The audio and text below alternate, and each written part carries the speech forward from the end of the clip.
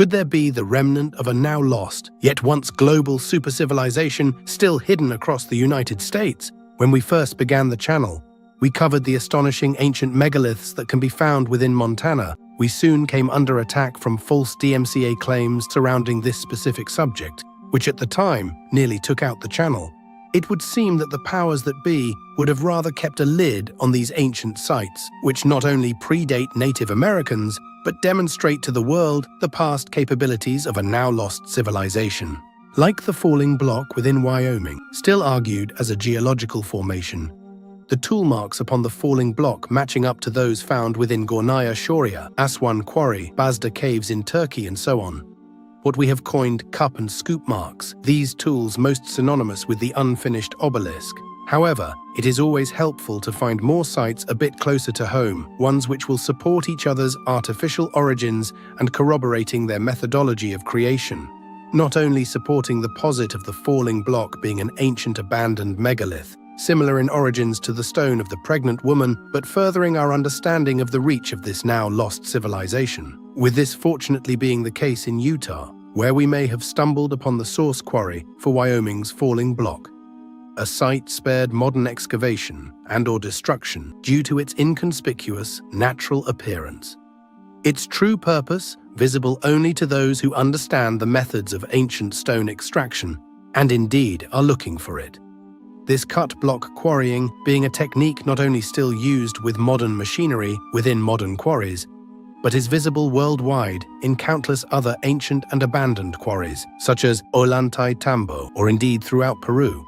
Located at Muley Point, this prehistoric quarry of gigantic proportions shares some startling similarities to those of Aswan, Easter Island, China, and so on, all abruptly abandoned, all moving, cutting, and shaping monstrous rocks, sizes which we would struggle to move today, once lending support to the geological angle, yet their similarities and artificial man-made characteristics undeniable.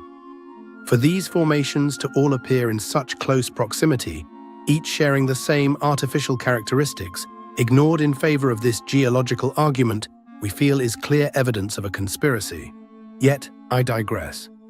To assume that a civilization seemingly capable of scooping out solid stone did not possess advanced technology, we feel is a mistake. To presume that this civilization, with all these evident capabilities and similarities in construction methods found globally, were not seafaring, world-going peoples, we feel is becoming more and more the ignorant choice in regard to lost antiquity day by day. To dismiss such a hypothesis in favor of putting the mounting and already mountainous evidence in support down to coincidence, becoming more and more suspicious, especially from academic fields. What happened to this civilization? What could they have been building? Why was everything within ancient times built to such gigantic proportions? Was this civilization larger in scale than us, or just incredibly capable?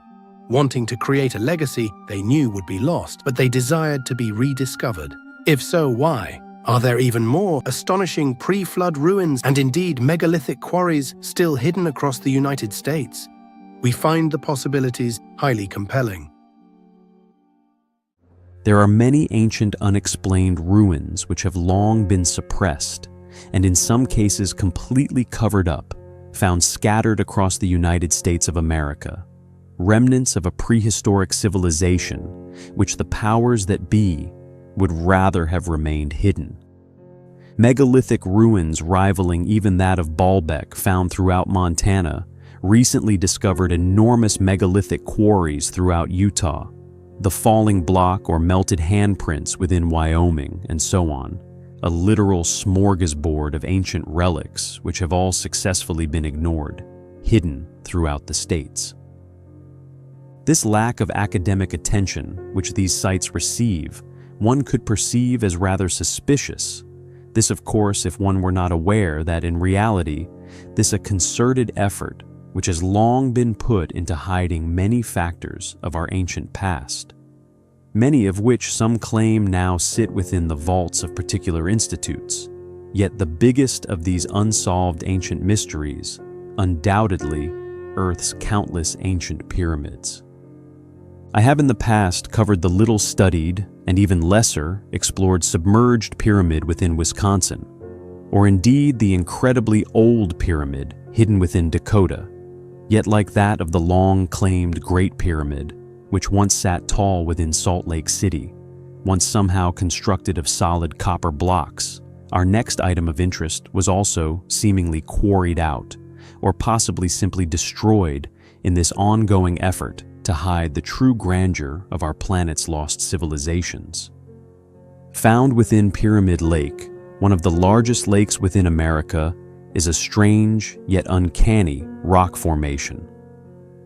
This formation not only dated to over 300 million years old, but within the original documentation and indeed illustrations of the area, created by the first pioneers, just like that of the surviving evidence for the recently covered copper pyramid, which once stood within Salt Lake City, can be seen to have itself indeed once been a clearly man-made pyramid, which once stood proudly within this ancient lake, perhaps even once utilizing it as a water source.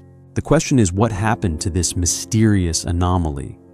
Could the many other artifacts we have found, often discovered perfectly preserved within prehistoric strata and coal seams, dating to this exact same age, not only supporting the existence of human civilization spanning back to these times, but corroborate the claim that this, along with the Great Pyramids, which still stand within Egypt, specifically its core stones, ones I have long postulated, are now obscured and covered by later conservation efforts, not a mere few thousand years, but quite possibly hundreds of millions of years old. Perhaps this, along with the original purpose, having long ago been unraveled surrounding the past function of these ancient structures, the actual true motive behind why this pyramid, along with many others I have encountered during my research for the channel, not just within the States but worldwide, destroyed, hidden, or attached to civilizations clearly incapable of such feats. This then perhaps all in an effort to conceal their true past function. I will keep you posted on any further explorations or confirmations of ancient human activity discovered within Pyramid Lake. It is a mystery which I find highly compelling. With the wide and varied array of ancient, and in some cases prehistoric artifacts which have now been shared here upon our channel, now found and located all over our Earth, one would expect that the proposition of human history, spanning hundreds of thousands, perhaps even millions of years, would be more warmly received. Yet alas, with past popularization of such hypothesis as that of the Bering Strait land bridge, such a reality continues to be denied, suppressed, and dismissed. There exists many accusations of elaborate hoaxes which attach themselves to these objects. Sometimes shady institutions and academics will even resort to stealing these unexplainable artifacts in the middle of trusted examinations, with many of them having vanished this way, and always in an effort to prevent the truth from reaching the public, to protect and uphold current paradigms. Fallacies which all those responsible for covering up these discoveries well aware of what they are doing, and indeed what they are hiding.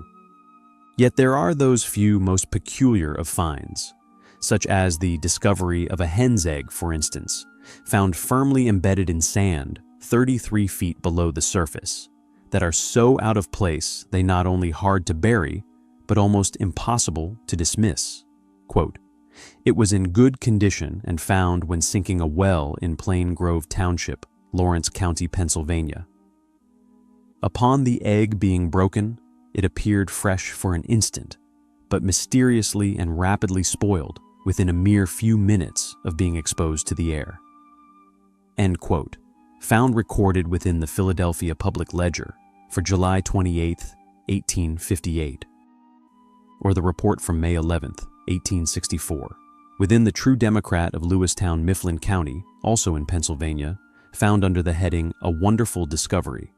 It details a find made at Rolling Mill of Wood Morrell and Company, Cambria County. While workers were laying foundations for a new business whilst using a large piece of sandstone, a frog appeared from the slab once it cut in two.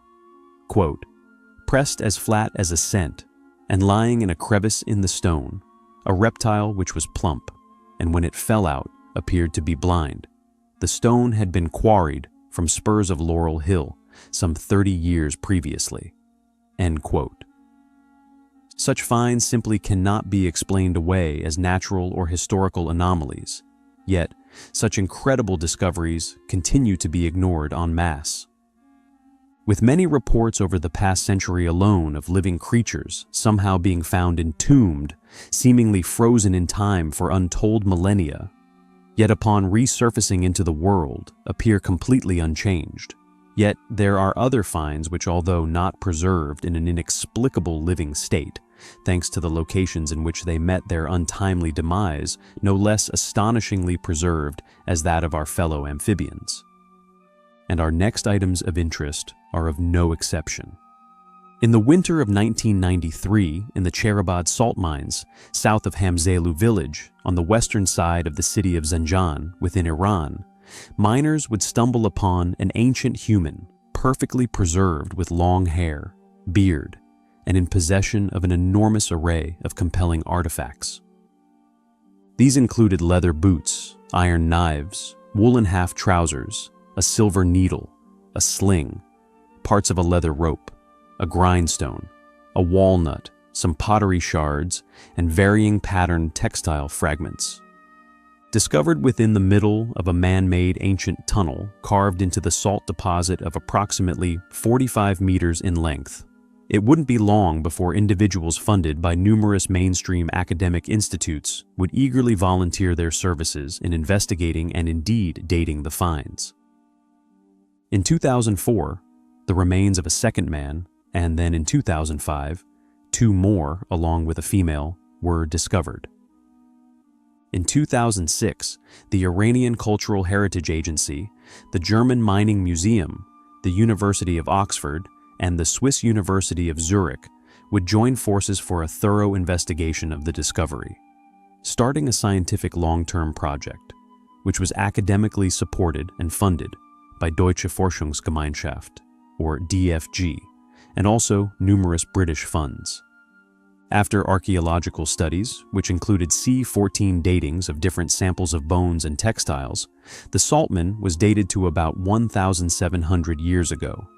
However, the officially disclosed dates do indeed vary by some 200 to 300 years apart from each other, although they all clearly from the same group. Thus, their true possible age, due to the advanced artifacts found, could perhaps be far older than is being claimed.